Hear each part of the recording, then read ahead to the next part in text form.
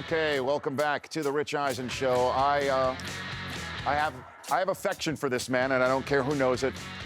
I've known him ever since NFL Network launched 11 years ago, way back when he was just starting off with the Seattle Seahawks. He's joining me now here on Colts Cam as the Colts are getting ready to take on the New York Giants on Monday Night Football. He is Matthew Hasselbeck. How are you, Matthew? What's up, Rich? Good to be with you. I'm thrilled that you are here. You are here. I don't even know where to start with you. There's so much to discuss.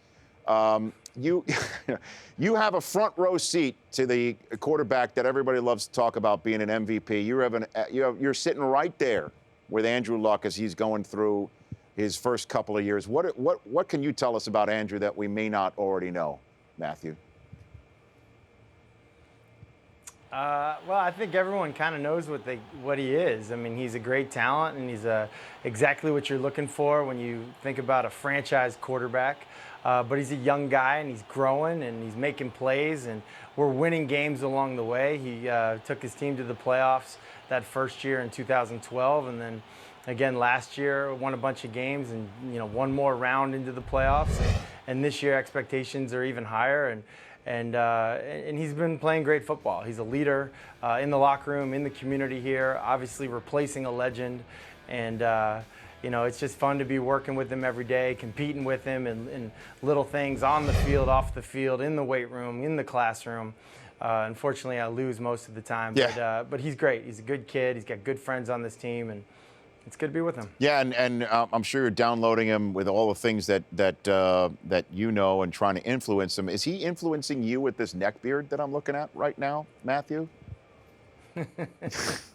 Yes. Is that what it is? That's exactly what's going on. I got to tell you, actually, last night, Rich, I was at a charity event, and this guy comes up to me, and he's like, tell me all this stuff about Germany. Southern Indiana, they got this real German community. You should go down there. Yeah. Halfway through the conversation, I'm like, he thinks I'm Bjorn Werner, number 92, our German player from Florida State. Oh. So he thought I was Bjorn Werner. So well, no, I thought that Andrew shave. Luck had some time in Germany himself. Maybe he thought you were Luck. Maybe, because his dad had him. Maybe he really thought you were Andrew Luck. How long did you shine him off like that, Ant? We've got to, it was, it got to the point in the conversation where it was too far to really say anything and kind of correct him. It just was like, I'm just going to go with this. So we actually took a picture. Yeah. And so I don't know, when he shows his friends or whatever, he's going to be like, oh, this is me and Bjorn Werner. And hopefully no one knows that it wasn't. No. They'll say that's Matthew Hasselbeck. That's what they'll say. And then that's probably happened to you. That's probably happened to you before. Well, yes. Yeah. Has that ever happened to you? You have no idea, Matthew. You know how many times people come up to me? I have gotten in my career. I've gotten Keith Olbermann, Dan Patrick, Kenny Mayne. I've gotten Bob Lee. People have said, I love you. And I'm like, I'm not on ESPN anymore. And they're like, wait a minute, you're not doing Outside the Lines. I'm like, I am not Bob Lee. I've gotten all of that, Matt. There was a moment there when hairstyles were kind of going this way, where you and Matt Lauer met for maybe a year or two. It was like, I don't know what happened. Matt Lauer. Yeah, it kept going. That Matt Lauer? Yeah, I think that's Rich Eisen. Yeah. No, it kept going. You're they kept going apart. Though, baby. You're all natural. Yeah, I am. That's true. No one can ever take that away from me. I'm wondering what you think of when you're watching Monday Night Football and you're seeing Tony Romo going down like that, and the back injury, and from your vast experience from playing the position, what you're thinking from your position. Well, the first thing I hurt my back in 2008. Yep. One thing I know about a low back injury, when you hurt your back, the whole world writes you off because everyone's had a stiff back or a sore back or knows somebody with a back.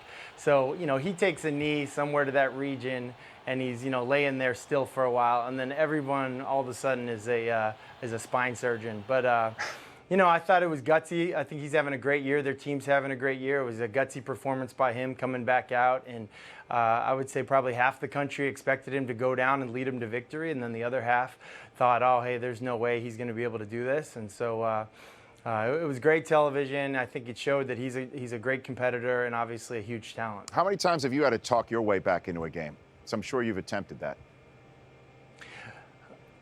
Well, I do think that's an important thing, for football players and coaches and players to realize that, hey, some of these decisions should be made by a medical professional, should be made by a doctor. But a doctor doesn't make those decisions, by himself. It helps when he knows the patient, knows the player, kind of knows what the injury is. And so, there's an importance of, having that, kind of player-doctor relationship where the doctor understands all right, is this the kind of guy that's going to be honest with me, or is this the kind of guy that's going to lie to me just to get out on the field? And, Tony's been there. There's been some continuity, and it's probably a good relationship there. And him going back into the game, I think, was fine. It was a safe thing.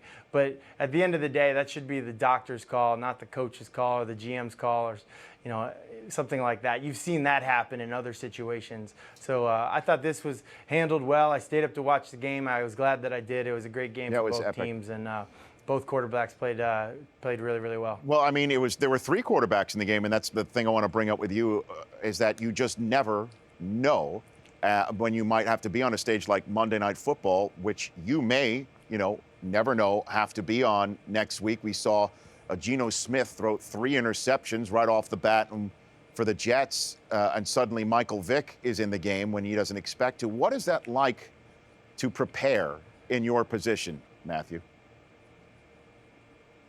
Well, I have a feeling, Rich, that Yes. if Andrew, for some reason, starts the game with 3 interceptions, he's going to stay in the game. So that's one. I just have a hunch. Yeah, right. I know. I have a hunch. No, it is. Transitioning from a starter to a backup is a lot tougher than people think. You got to be ready to go. You got to be able to play as well, if not better, as the starter, and with no reps, no practice time. And people say, well, what does that mean, no reps? That means all week. Like, we played the Steelers this past week. I was pretending to be Ben Roethlisberger the entire week and really wasn't pretending to be Andrew Luck. And then when you go in the game, you got to pretend to be that guy. And so Colt McCoy, he had a chance to be the starter all week in practice, prepare with the guys he's throwing to. Meet with the coaches and say, hey, these are concepts I like. These are plays I like. Here are some things I'd like to run on third down. There's a reason they say practice matters, because it does matter. But at the end of the day, if you're called upon, you got to be ready to go, and you got to get your team that victory when they need you. And then when you're just standing on the sideline, you never know that you could be just one away. I'll tell you what, that's and listen, if your guy gets hurt in the first quarter, okay, you're kind of loose. Second quarter, it's a little bit tougher. Third quarter, you got loose about an hour and a half ago. That fourth quarter, man, if you've been standing, especially it's like December or January or something like that, you're freezing, you're stiff. You gotta find ways to get loose without looking like you're trying to get loose. Like, you don't want the starter kind of looking over his shoulder like, hey, why is my backup warming up right now? Does he expect to go in? So there's an art to it, man. There's an art to going in there and looking like you were ready to go from the get-go. And I thought Brandon Weeden went in and played well in the chances that he got, was feeding the ball to their playmakers, and then obviously has a good grasp of what they're trying to do offensively. So I think that made it for a great game. It was good football last night. So if you played Ben Roethlisberger in practice, did that mean you threw for 522 yards last week, Matthew? Well, it was 523, Rich, but who's counting? No, I know that. Counting? I should have had you in fantasy if I'd known that. How are the kids before I let you go? How are the kids? Scout team fantasy football. That's it? That's the next thing. Yeah. Kids are great. Yeah. Oh, are you talking about my teammates? No. Or are you talking about my actual children? Your actual children. Rich, so listen to this. Yes. Listen to this, Yeah. okay? We've got our rookies this year were born in 1993. That's the same year Tom Coughlin was my college coach at Boston College. It's amazing. It's really, really amazing. Yeah, so you're making pop culture references. They have no idea. You're like grandpa in the locker room? Is that what it is? Our guys are pretty good. I'll give you a name. Jack Muhort, our guy from our offensive lineman from Ohio State this year, rookie. Right. Young guy, but this kid, he's got his pop culture down. Like, if you need a lifeline on 80s movies, 80s music, he's a throwback. Good football player. Okay. And he knows his stuff. That's odd that someone from Ohio State wouldn't be up. Don't discriminate just because. Okay. That's odd that someone from Ohio State wouldn't be up on academics. That's really odd, Matthew. Jesus. That's right. I just said that. I just said that. Any Brock. Rich, shot you can take. This might not be the right year for you to take shots. This might not be the right year. This is the best year to take shots because I have no leg to stand on. That's the best time to do it, Matthew. That's the best time to do it. Oh my gosh. Hey, listen, thank you for joining. I appreciate it. Hopefully this can be not just a one-off, as they say in the business. Is that what they say? That's Okay. All right, Rich. Thank you. You bet.